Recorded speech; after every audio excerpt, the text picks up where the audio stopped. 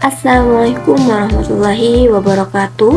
Berjumpa lagi dengan saya Tiara Remianti dengan NIM 20621111016 dalam mata kuliah Budidaya Pakan Alami dengan dosen pengampu Ibu Fitri Silvalen SPI MSI. Pada video kali ini saya akan membahas mengenai biota plankton.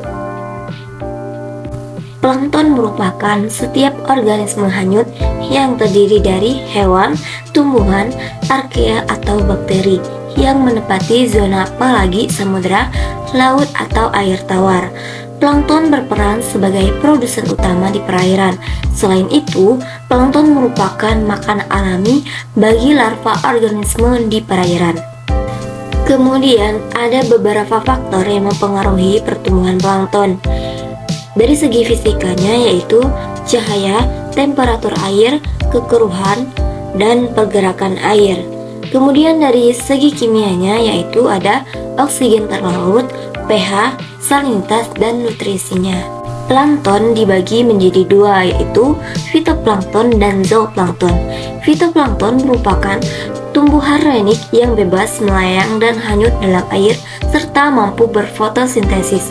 Sedangkan zooplankton merupakan hewan air yang berukuran renik, dapat ditemukan di dalam air sungai maupun air laut. Plankton dapat digolongkan sesuai dengan ukurannya. Yang pertama ada megaplankton, yaitu plankton yang berukuran 2,0 mm. Yang kedua ada makroplankton, yaitu plankton yang berukuran 0,2 sampai 2,0 mm. Yang ketiga ada mikroplankton, yaitu plankton yang berukuran 20 mikrometer sampai dengan 0,2 mm. Yang kedua ada nanoplankton, yaitu plankton yang berukuran 2 mikrometer sampai 20 mikrometer. Yang kedua ada ultraplankton, yaitu plankton yang berukuran kurang dari 2 mikrometer. Berdasarkan siklus hidupnya, plankton dapat dikenal berdasarkan dua jenis, yakni sebagai holoplankton dan meroplankton. Holoplankton merupakan plankton yang seluruh hidupnya bersifat planktonik. Sedangkan meroplankton adalah plankton yang sebagian hidupnya bersifat planktonik. Fitoplankton merupakan plankton nabati. Lebih dari 90% terdiri dari algae yang mengandung klorofil yang mampu mensintesa nutrien anorganik menjadi organik melalui proses fotosintesis dengan energi yang berasal dari sinar matahari. Kemudian, saproplankton merupakan kelompok tumbuhan, bakteri, dan jamur yang tidak mempunyai pigmen fotosintesis dan memperoleh nutrisi dan energi dari sisa organisme lain yang telah mati. Kemudian zooplankton, yakni plankton hewani yang makanannya sepenuhnya tergantung pada organisme-organisme lain yang masih hidup maupun partikel-partikel sisa organisme seperti detritus dan debris. Di samping itu, zooplankton juga mengkonsumsi fitoplankton.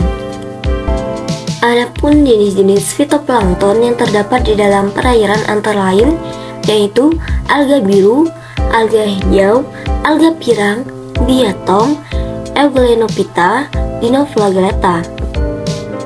Jenis-jenis zooplankton yang terdapat di dalam air antara lain yang pertama ada protozoa yang dibagi menjadi 4 kelas yaitu Rhizopoda, Ciliata, Flagellata, dan Sporozoa. Yang kedua ada Coelenterata atau Cnidaria terdiri dari kelas Hydrozoa, Scyphosa, dan Anthozoa. Hanya kelas Hydrozoa di mana Haida juga termasuk yang terdiri dari spesimen-spesimen berupa ubur-ubur kecil yang hidup sebagai plankton. Yang ketiga ada Echinopora.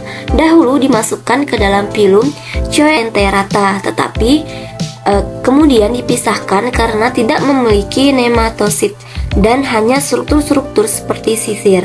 Contoh genus Pleurobranisia dan Cestus. Yang keempat ada Rotatoria atau Rotifera. Rotatoria merupakan zooplankton yang hidup di air tawar dan merupakan bagian dari vermes atau bagian dari cacing-cacingan.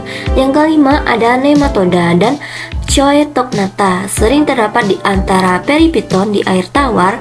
Kemudian spesimen-spesimen nematoda yang mikroskopis diberi nama Anguillula, sedangkan Generalisagita dari Choetognatha sering terdapat banyak sebagai zooplankton di laut dan merupakan makan. Yang keenam ada Annelida. Dari Annelida ini banyak terdapat makroplankton di laut. Di perairan air tawar dari Annelida ini hanya terdapat lintah dan dapat menjadi parasit pada ikan yang dipelihara di kolam. Pada larva dari genus Nereis terdapat Chaetae sebagai gantinya cilia. Yang ketujuh ada Crustacea dari filum Arthropoda.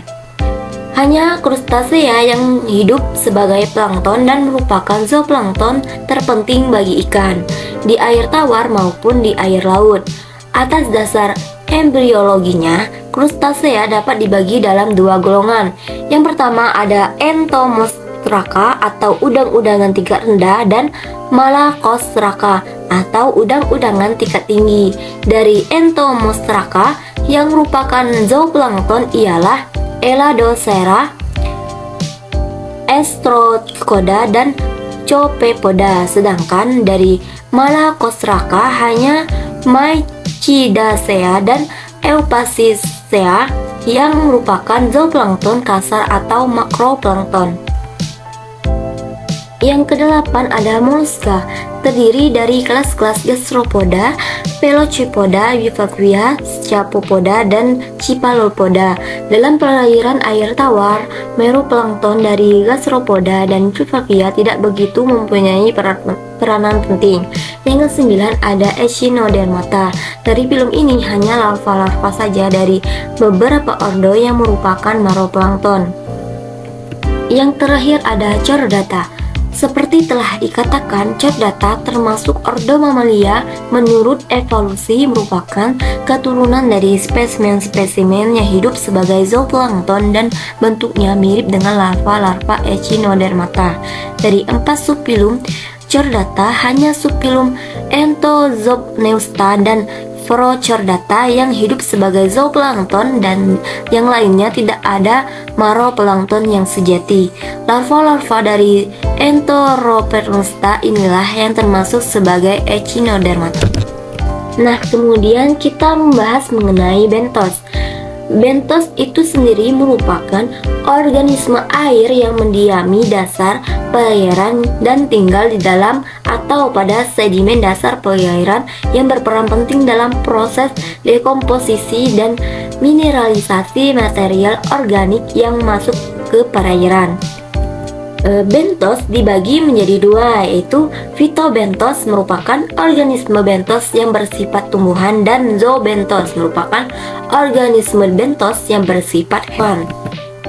Kemudian bentos merupakan organisme yang hidup di dasar perairan atau substrat, baik yang sesil, merayap maupun yang menggali lubang.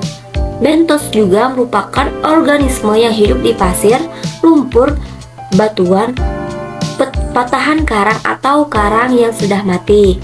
Keberadaan bentos pada suatu perairan sangat dipengaruhi oleh berbagai bahan organik, baik lingkungan biotik maupun abiotik.